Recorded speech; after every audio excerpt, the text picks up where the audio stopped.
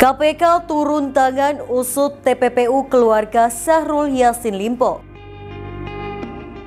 Nasib Siskae usai ditetapkan sebagai tersangka pemeran film porno belum kunjung disidang.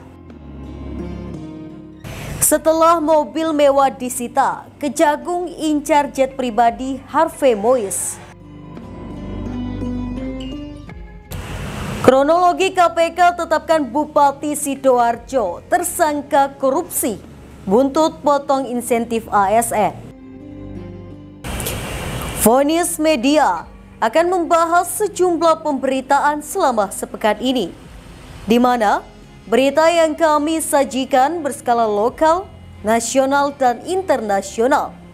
Ulasan tentang persoalan hukum, peristiwa korupsi, pencucian uang, dan kriminal secara umum. Semua kita rangkum dalam program Delik, deretan lintas hukum dan kriminal.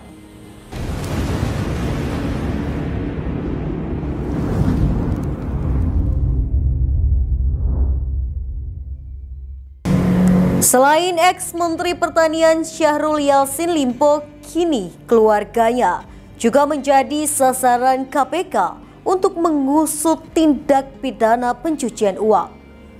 KPK menduga keluarga SYL terlibat kasus TPPU yang diungkap dalam persidangan kasus dugaan pemerasan dan gratifikasi. Komisi Pemberantasan Korupsi memastikan akan ikut mengusut keterlibatan keluarga ex-Menteri Pertanian Syahrul Yassin Limpo atau SYL dalam kasus korupsi. KPK bakal mendalami peran keluarga SYL dalam berkas perkara tindak pidana pencucian uang atau TPPU yang penyidikannya masih berjalan.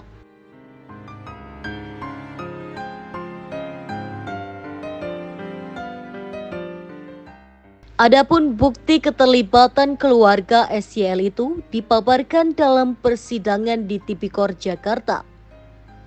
Ali menerangkan bukti keterlibatan keluarga ex-mentan itu bakal dianalisis.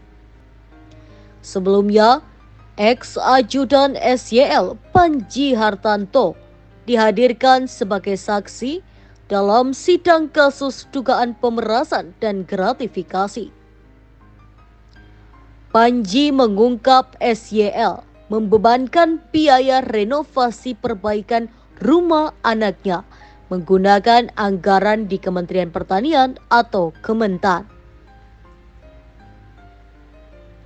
Mulanya, anggota Majelis Hakim Ida Ayu Mustikawati menanyakan potongan uang 20% yang diminta SYL dari eselon 1 di Kementan. Panji menyebut permintaan uang itu sebagai uang haram yang disampaikannya dalam persidangan di PN Tipikor Jakarta, Rabu 17 April. Panji mengatakan uang itu digunakan untuk kepentingan pribadi SYL. Dia mengatakan dirinya mengikuti perintah dan arahan dari SYL terkait permintaan anggaran di Kementan.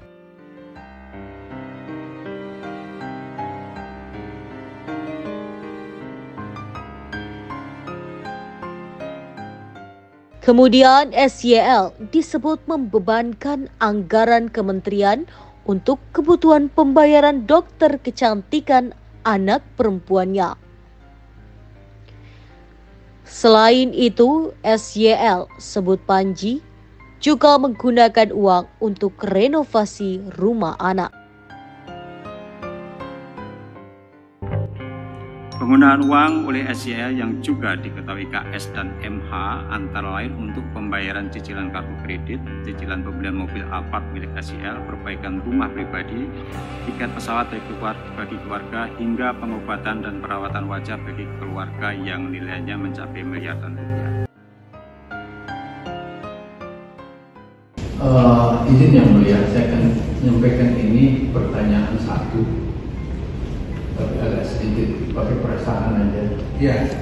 Yang saya mau tahu perasaannya Panji. Ini anak saya. Oke. Dan saya misalkan dia menjadi ajudan saya. Iya. Saya percaya. Inilah momen saat terdakwa kasus dugaan pemerasan dan penerimaan gratifikasi sekaligus mantan Menteri Pertanian Syahrul Yassin Limpo emosional saat mendengar kesaksian mantan ajudannya Panji Haryanto di Pengadilan Tindak Pidana Korupsi pada 17 April 2024. Perasaan tersebut diungkapkan Syahrul Yassin Limpo ketika menanggapi pernyataan Panji dalam memberikan kesaksian terkait kasus dugaan korupsi di lingkungan Kementerian Pertanian. Awalnya SYL bertanya kepada Panji mengenai adanya tekanan saat ia memberikan seluruh kesaksian di berita acara pemeriksaan atau BAP maupun persidangan. Sebab menurut SYL, Panji terlihat grogi dan tertekan saat menjawab berbagai pertanyaan jaksa KPK pada persidangan. Izin yang mulia, saya akan menyampaikan ini pertanyaan satu, tapi agak sedikit pakai perasaan aja. Iya. Yang saya mau tahu perasaannya Panji. Ini anak saya. Oke. Dan saya misalkan dia menjadi ajudan saya. Iya. Saya percaya. Itu Pak yang mulia. Dan saya sangat merasa bahwa anak ini sebenarnya selalu jujur pada saya. Selalu jujur pada saya. Pertanyaan saya, Panji, jadi saya selalu di sini. Oleh saya bawa. Kalau sudah lihat, keluarkan dia izin. Saya tidak menekan. Kalau lihat saya, kita lama dan sampai terakhir detik ini pun saya masih seperti itu, Pak. Iya. Dan dia tahu karakter saya, dia tahu karakter saya. Dia paham saya. Oleh karena itu, Panji, pertanyaan saya satu, apa betul jawaban itu keluar dari hatimu yang setulus-tulusnya? Aku tidak mempersoalkan materi, aku siap. Kalau saya berbuat, saya berani. Insya Allah Pak Jokowi, izinkan saya. Baik. Tapi kemudian, apakah ini kau jawab dengan kondisi yang agak bebas?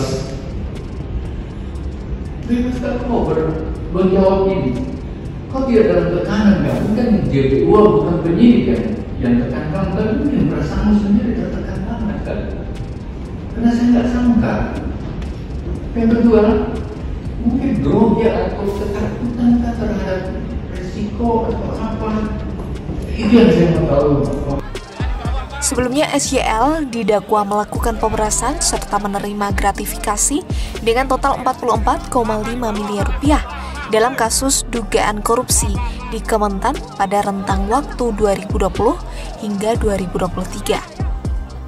Pemerasan dilakukan bersama Kasdi Subagiono selaku Sekretaris Jenderal Kementerian Pertanian periode 2021-2023 serta Direktur Alat dan Mesin Pertanian Kementan tahun 2023 Muhammad Hatta, antara lain untuk membayarkan kebutuhan pribadi SYL.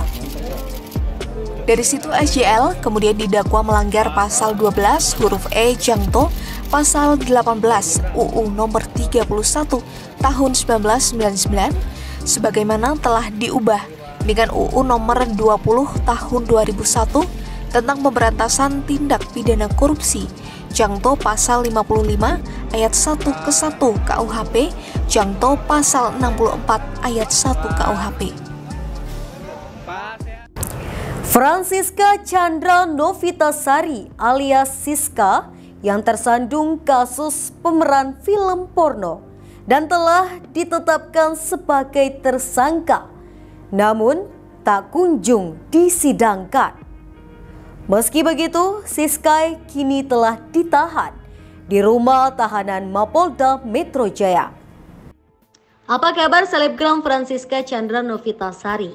Diketahui, selebgram yang dikenal dengan nama Siska ini ditetapkan menjadi tersangka pemeran film porno. Saat ini ternyata Siska masih ditahan oleh Direktorat Reserse Kriminal Khusus Polda Metro Jaya dalam kasus industri film porno lokal. Penahanan ini telah mengalami perpanjangan sebanyak 3 kali oleh pihak kepolisian. Direktur Reserse Kriminal Khusus Polda Metro Jaya Kombes Pol Ade Safri Simanjuntak menjelaskan bahwa surat perintah penahanan atau SPAN atas nama Siskai pertama kali dikeluarkan pada tanggal 25 Januari 2024 hingga 13 Februari 2024.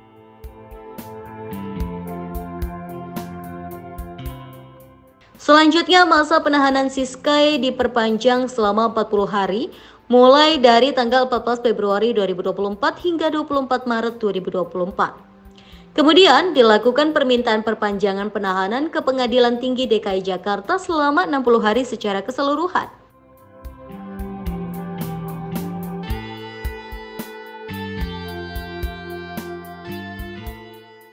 Sebelumnya, Siskai yang merupakan seorang selebgram masih belum dibawa ke pengadilan terkait kasus industri film porno lokal. Polisi menjelaskan bahwa mereka masih menunggu instruksi dari Jaksa Penuntut Umum atau JPU, Kejaksaan Tinggi atau Kejati DKI Jakarta untuk mengalihkan tersangka dan barang bukti.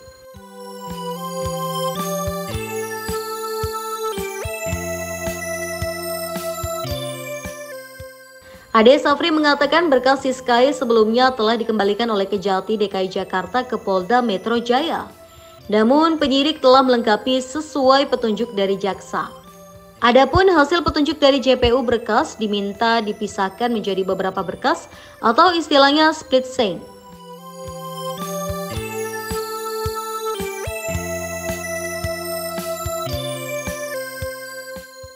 Sebelumnya, polisi tangkap Francisca Chandra Novitasari alias Siskai setelah 2 kali mangkir dari panggilan kepolisian.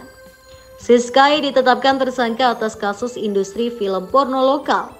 Siskai ditangkap polisi di apartemen Staden Castle, kamar B0221, Jalan Seturan Raya nomor 1 Sleman, Provinsi Daerah Istimewa Yogyakarta pada Rabu 24 Januari 2024 sekiranya pukul 8.25 waktu Indonesia Barat. Siskai kemudian dicebloskan ke rumah tahanan atau rutan Polda Metro Jaya. Pra-peradilan Siskai ditolak. Sementara itu, Hakim Tunggal Pengadilan Negeri Jakarta Selatan atau PN Jaksel menolak gugatan pra-peradilan Francisca Chandra Novitasari alias Siskai terkait status tersangka pemeran film porno oleh penyidik Polda Metro Jaya. Penolakan gugatan tersebut dibacakan oleh Hakim Tunggal Sri Rezeki Marsinta yang menyebut semua gugatan pra-peradilan Siskai ditolak.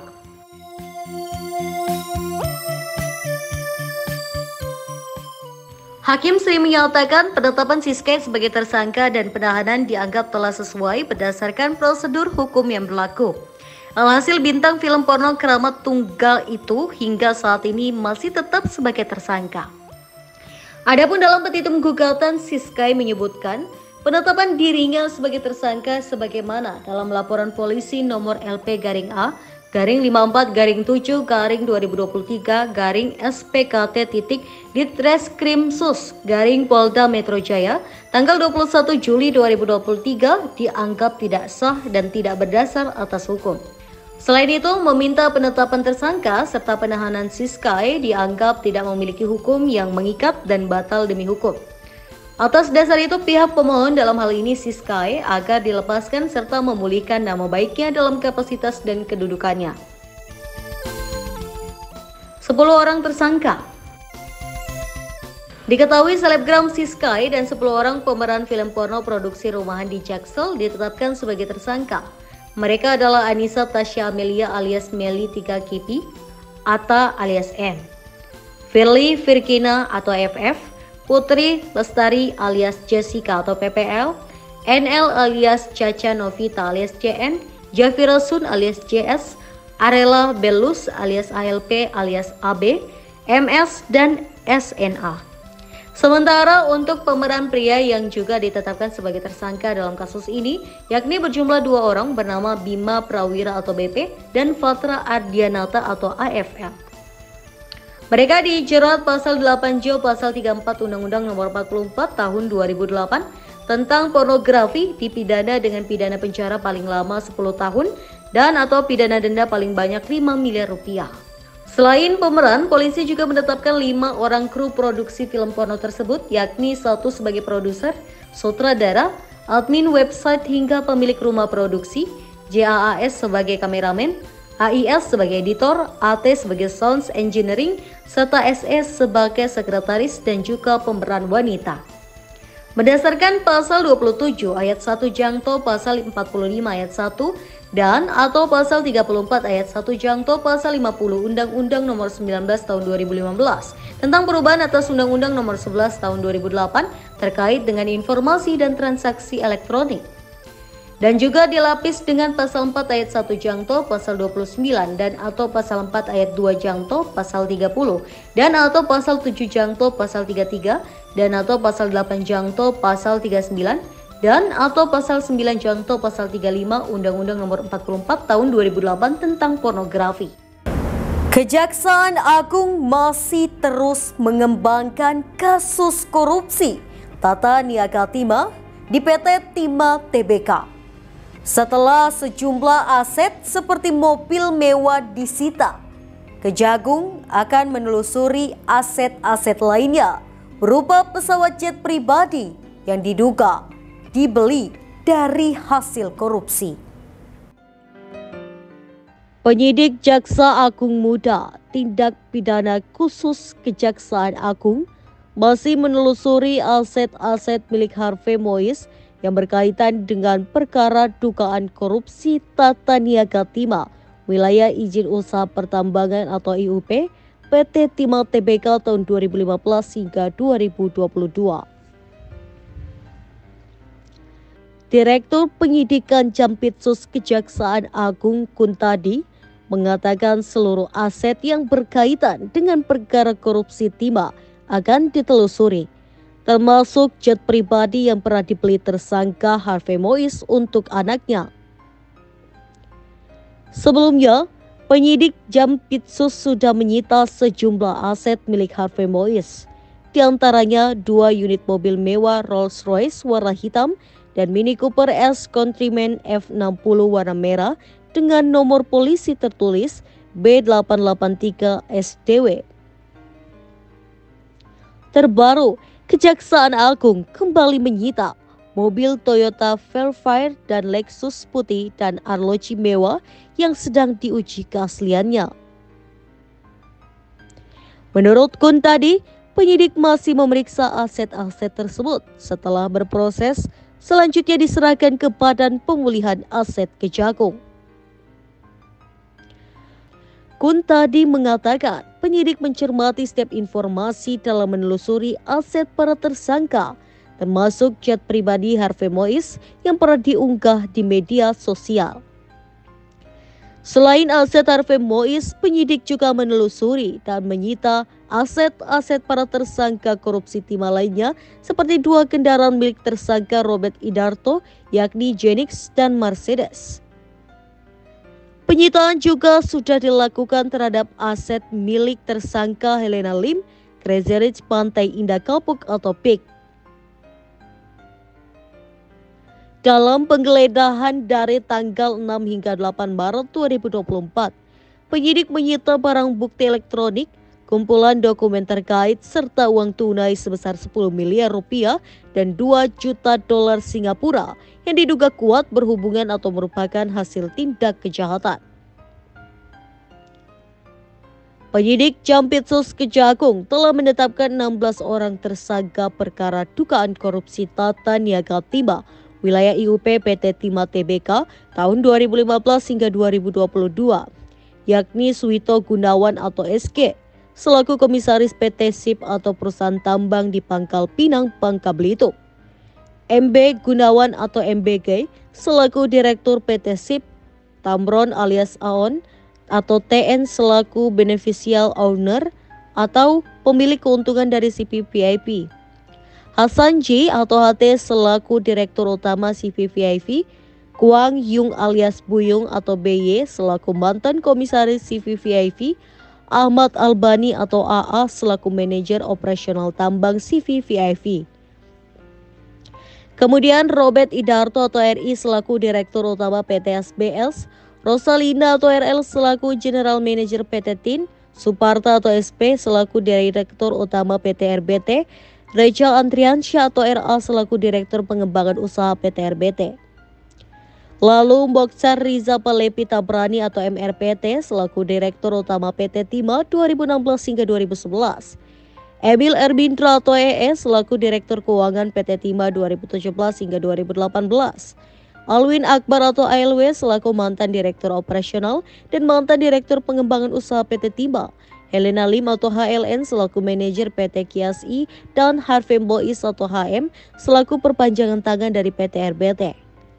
Dalam kasus ini, penyidik juga menetapkan satu tersangka terkait perintangan penyidikan, Tony Tamsil alias Akhir atau Tete.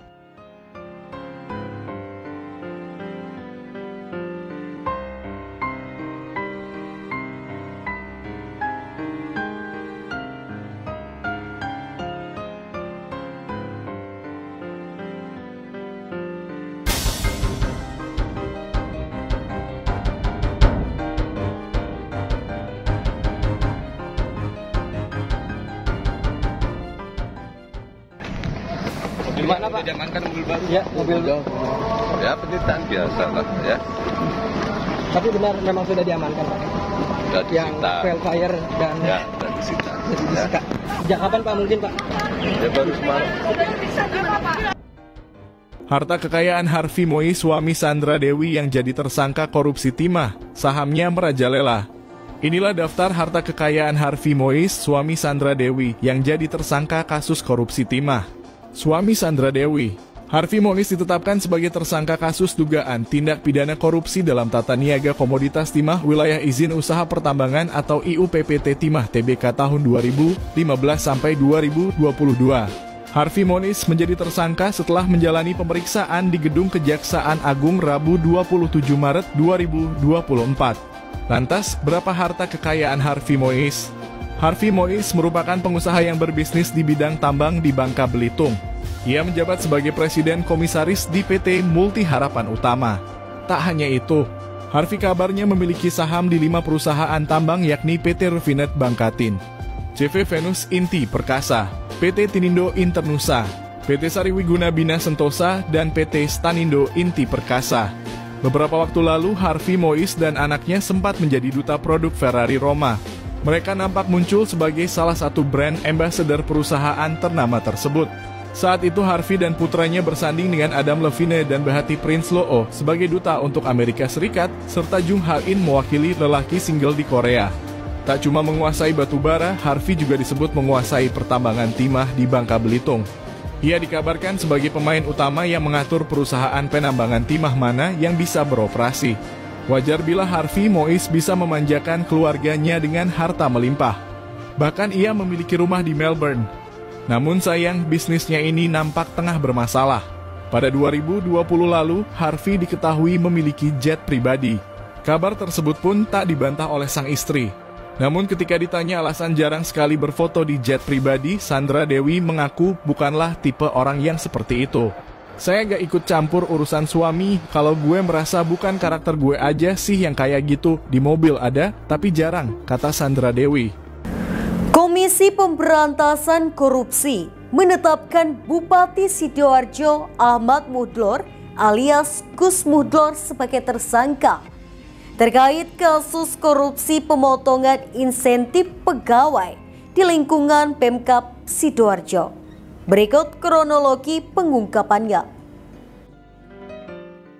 Pemotongan insentif pegawai di lingkup Pemkab Sidoarjo berbuntut panjang. Akibat aksi tersebut, KPK menetapkan Bupati Sidoarjo Ahmad Mudlor alias Gus Mudlor sebagai tersangka. Kasus korupsi di Pemkab Sidoarjo berawal dari kegiatan operasi tangkap tangan atau OTT yang dilakukan KPK di Sidoarjo pada Januari 2024. Awalnya KPK menangkap 10 orang dalam operasi tersebut. Hasil gelar perkara, KPK menetapkan Kasubag Umum dan Kepegawaian Badan Pelayanan Pajak Daerah atau BPPD Sidoarjo, Siskawati, sebagai tersangka.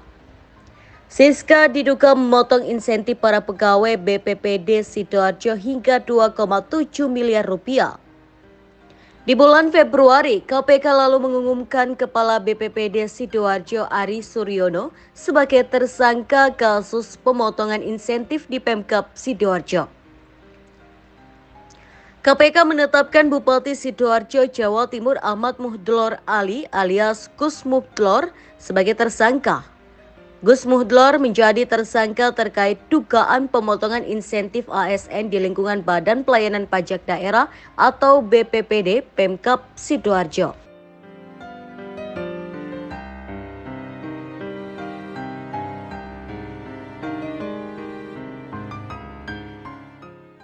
Ali belum menjelaskan lebih detail terkait peran dan sangkaan pasal untuk Gus Muhdlor. Dia mengatakan KPK akan menjelaskan perkembangan kasus itu secara bertahap.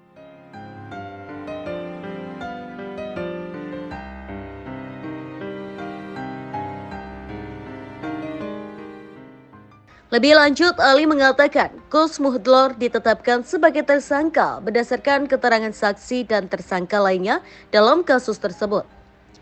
Dia mengatakan gelar perkara terkait aliran dana dalam kasus itu juga telah dilakukan sebelum Gus Muhdlor ditetapkan sebagai tersangka.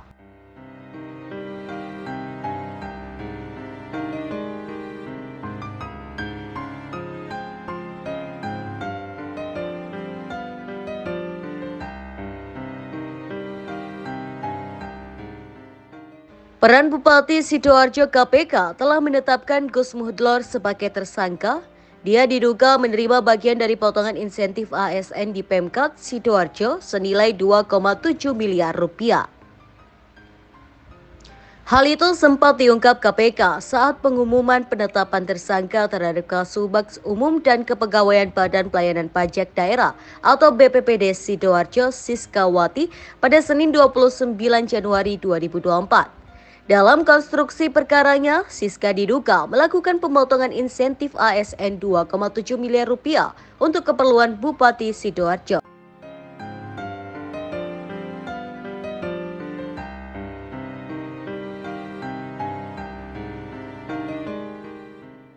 Gufron mengatakan BPPD Sidoarjo mengumpulkan pajak sebesar 1,3 triliun rupiah selama 2023. Atas perolehan itu, para ASN yang bertugas memungut pajak di BPPD Sidoarjo berhak mendapat insentif.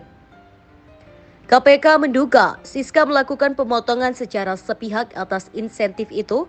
Permintaan potongan dana insentif itu diduga disampaikan Siska secara lisan kepada para ASN. Besaran potongan adalah 10 hingga 30% tergantung insentif yang diterima. Penyerahan uang diduga dilakukan secara tunai dan dikoordinasi oleh setiap bendahara yang ditunjuk dari 3 bidang pajak daerah dan bagian sekretariat.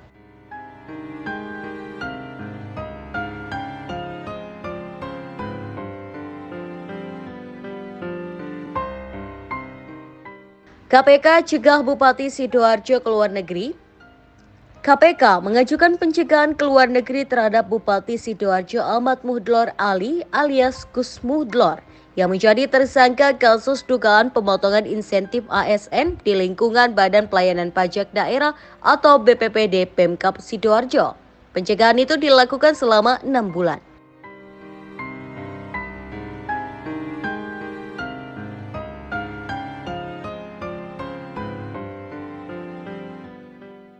Ali mengatakan pencegahan dilakukan untuk keperluan pemeriksaan Gus Muhdlor dalam kasus tersebut.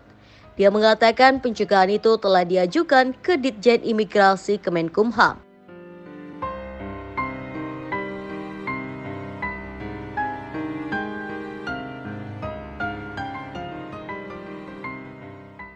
Respons Gus Muhdlor usai ditetapkan tersangka, Bupati Sidoarjo Ahmad Muhdlor Ali atau Gus Muhdlor buka suara setelah ditetapkan sebagai tersangka oleh KPK.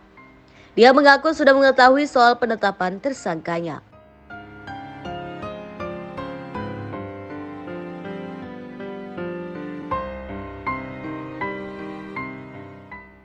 Dia mengaku siap dipanggil KPK. Muhdlor mengatakan bakal menghormati proses hukum terhadap dirinya.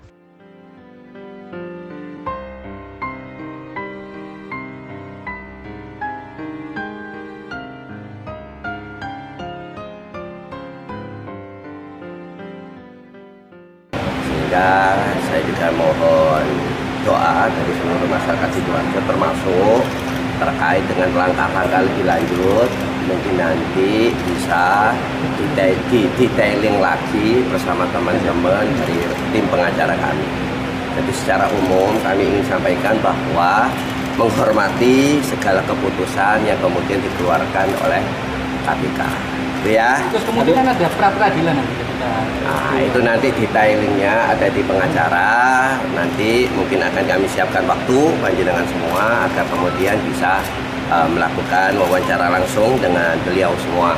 Yang jelas bahwa proses ini kami hormati, dan kemudian karena negara hukum masih banyak yang kemudian bisa ditempuh dan sebagainya, maka secara umum kami sampaikan bahwa kami menghormati keputusan yang dikeluarkan oleh KPK.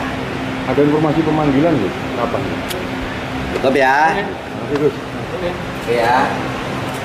Juga ditetapkan sebagai tersangka oleh KPK. Terkait dengan penetapan tersebut, maka kami menghormati apa yang dilakukan oleh KPK.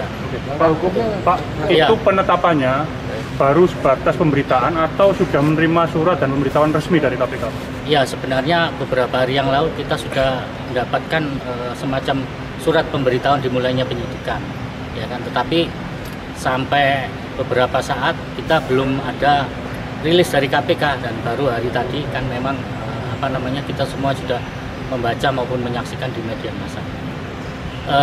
Selanjutnya terkait dengan apa-apa yang mau kita lakukan, bahwa perlu rekan-rekan ketahui pada saat OTT KPK tanggal 25 sebagaimana rilis yang disampaikan oleh KPK bahwa barang bukti dalam perkara ini sekitar 69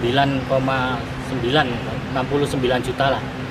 Kami pikir itu sungguh terlalu sangat kecil kalau melihat bahwa perkara ini ditangani oleh KPK. Itu yang pertama. Kemudian yang kedua, ada beberapa alasan lain yang dalam waktu dekat kita akan melakukan upaya hukum seperti itu. Apa itu Pak bentuknya upaya hukumnya? Ya, nanti kita akan bicarakan dengan tim ya, dengan tim penasihat hukum, upaya hukum apa yang semestinya harus kita lakukan terkait dengan dalam menghadapi penetapan tersangka. Kalau penetapan biasanya kan pra-peradilan. Ya, itu nanti kita bicarakan lah. Kita belum bisa memutuskan apa upaya hukum itu. Yang jelas melihat karakteristik perkara ini, kami pikir kami harus melakukan upaya hukum seperti itu. Kalau tadi BB-nya kecil itu apa melihat ada unsur politik macam gitu? Saya tidak bisa mengatakan seperti itu ya. Tetapi yang jelas dari sisi timing waktu kan kemarin kawan-kawan sudah menyaksikan kan perkara ini OTT sebelum Pilpres dan sebagainya. Ini juga momennya juga menjelang pilkada dan sebagainya. Saya tidak mau berandai-andai, tidak mau mengira-ngira ini terkait dengan politis atau tidak ya kan. Tetapi yang jelas dari timingnya itu yang kami ketahui bahwa perkara ini memang muncul sebelum Pilpres maupun sebelum. Ada informasi pemeriksaan selanjutnya? Sampai hari ini kami belum konsultasi lagi ya dengan beliaunya. Pak, tadi komunikasi di dalam apa sudah bicara siapan Pak Bupati untuk ditahan dalam pemeriksaan selanjutnya? Belum sampai pada taraf pembicaraan itu. Kita juga belum mau berandai-andai seperti apa, tetapi yang jelas proses yang dilakukan oleh KPK ini kita akan menghormati, termasuk juga kita. Itu tadi informasi penting dan menarik selama sepekan dalam program Delik, Deretan Lintas Hukum dan Kriminal. Anda bisa mengakses berita lainnya di web kami di vonis.id dan di channel YouTube kami, Vonis Media. Jangan lupa untuk komen, share, like, dan subscribe channel kami. Kami undur diri, sampai jumpa minggu depan.